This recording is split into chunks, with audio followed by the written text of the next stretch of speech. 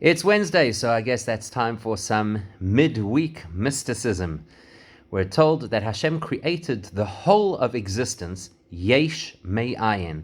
That means something where previously there had been absolutely nothing. Now that doesn't just mean that there were no things before Hashem created them. It means that even the idea, the concept of those things did not exist.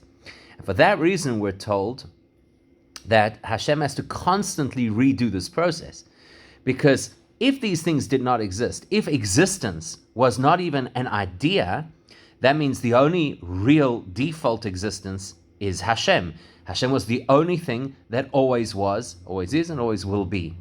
The fact that now we exist, and the spiritual realms exist, and the universe exists, is actually something unusual. It's actually something which is unexpected and spiritually unnatural. Now, any unnatural process will only last as long as there's a force that causes it to happen. So if the default state is there should only be Hashem, then in order for us to exist, Hashem has to constantly re-breathe life into us, constantly reawaken us to exist again. And that is alluded to in the verse in Tehillim that says, Hashem, your words always stand within the heavens. The implication of that is not just that once upon a time, some 5,000, almost 6,000 years ago, Hashem said words and they made things exist. Those words are an ongoing speech. They are the code on which the world runs.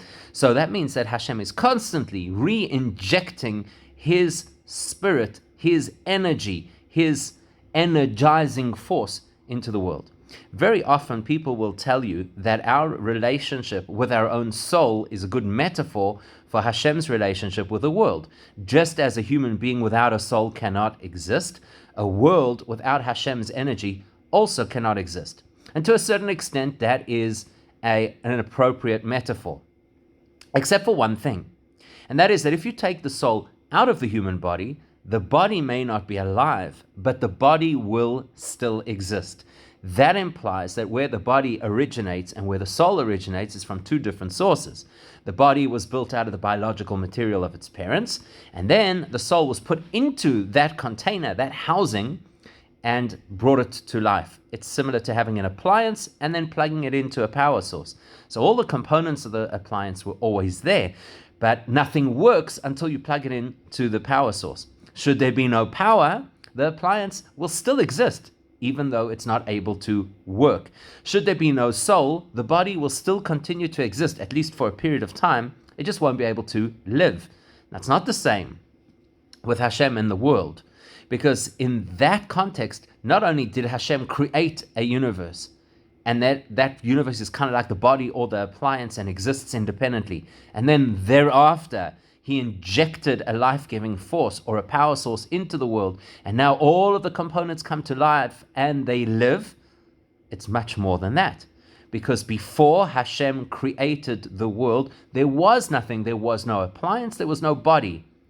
And unlike human experience, where we always just create something from something that already was. So a child comes from the biological parents, the biological material of parents that already were. And an appliance is made of components that already exist, and then we just got to give them power. In Hashem's case, nothing existed. So that means that Hashem is not just the soul of the world. Hashem is, so to speak, the DNA of the world. Nothing exists unless at exactly this moment, Hashem actively pumps Himself in a very downgraded, or shall we say, invisible form to make that thing exist. There's no part of the world at any time that is distant from or detached from Hashem. There's no part of the world that is run by remote control. Hashem is intimately involved with every single moment of every single day and every single experience.